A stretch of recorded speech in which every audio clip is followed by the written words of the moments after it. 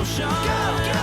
Let's go, go, go, and show what good friends we can be. Let's give it a try, come on! Let's go, go, go, and we'll start a commotion. Set friendship in motion. Let's set friendship in motion. Let's set friendship in motion.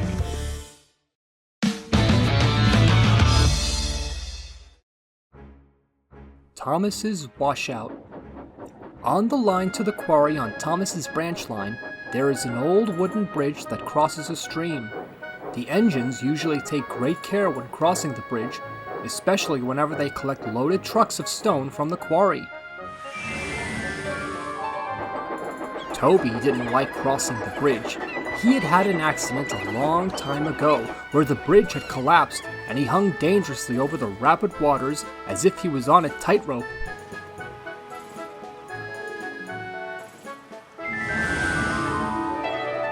Even though Toby is a wise old tram engine, he had a fear for dangerous bridges like this one. One day, as Thomas was pulling into Knapford with Annie and Clarabelle, Sir Topham Hatt was waiting to see him with Toby. Toby is needed to help out at the harbour to arrange trains for the other engines. I need you to collect the workmen and take them to the quarry, Thomas. Yes, sir. Rosie will take over your branch line until tomorrow. I'm glad to be getting away from the quarry work for a while. Yesterday I've heard a creaking noise when passing the bridge to the quarry. Take care on the bridge today, Thomas. Don't worry, Toby. I know you don't have the best experience with bridges, so you can take it easy for today at the harbour. Thomas collected the workmen and made his way to the quarry. As they passed the bridge, the weather started to change. The skies became dark and gloomy. The bridge creaked and groaned as Thomas took the workmen carefully across the bridge. I don't like the sound of that. Let's hope the weather doesn't make it worse. Don't worry, you two. The bridge only collapsed last time because of how rapid the stream was. By the time Thomas arrived at the quarry, the rain came. Mavis was pleased to see him. I'm glad you're here, Thomas. The foreman just told me that we need an extra shipment of rocks for the harbour. I have to stay here and keep the trucks in order, so could you help and take the shipment to the harbour, please? Don't worry, Mavis. I've brought the workmen here safely and I won't have to take them home until much later, so I'd be glad to help. The two engines were soon busy getting the train ready for Thomas to take away. Meanwhile, as the rain poured down, the stream under the bridge was rising and the creaking from the bridge was getting worse. It was nearly tea time by the time Mavis and Thomas had gotten the train ready. The trucks were coupled up behind Annie and Clarabelle, and Thomas was ready to go. The train is very heavy, Thomas, so be careful. Don't worry, Mavis. Annie and Clarabelle can help out when I need them. Come along, Thomas. Mustn't be late. Come along, come along. And Thomas was soon on his way. Thomas was soon approaching the bridge.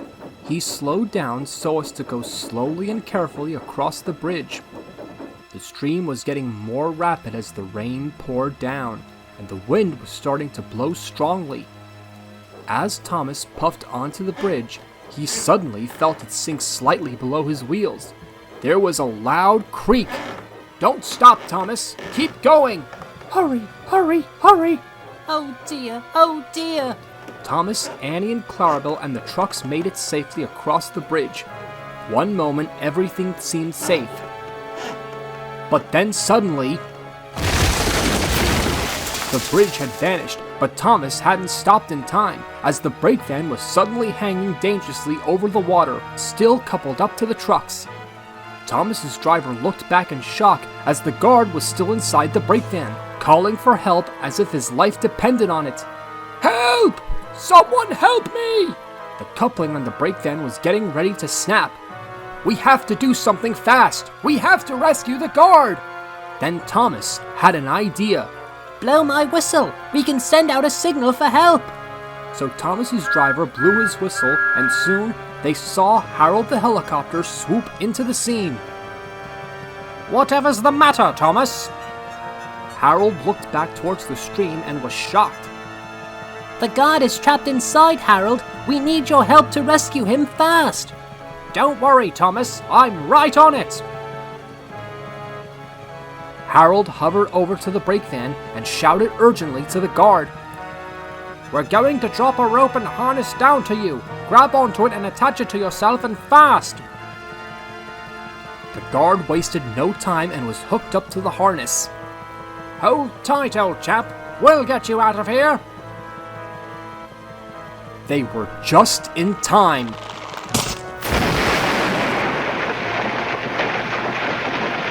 The guard was safe at last. Thomas pulled into Farquhar with his train just as Harold landed.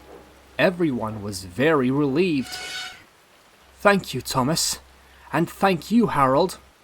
I'll take this man to hospital to make sure he gets plenty of rest after that episode.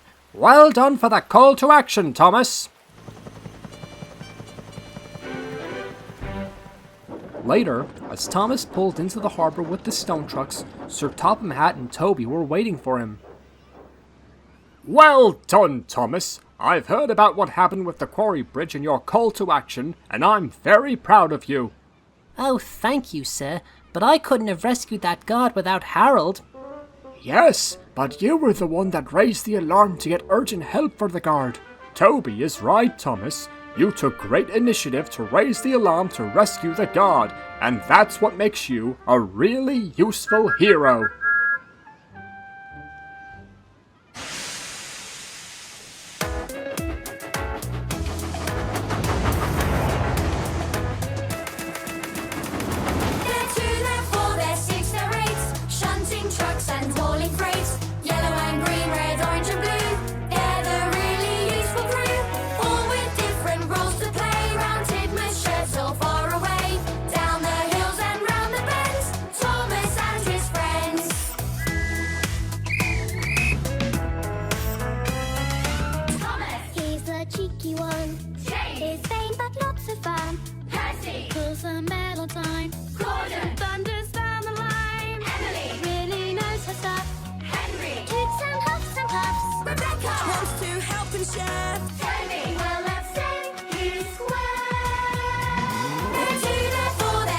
Passengers and partials.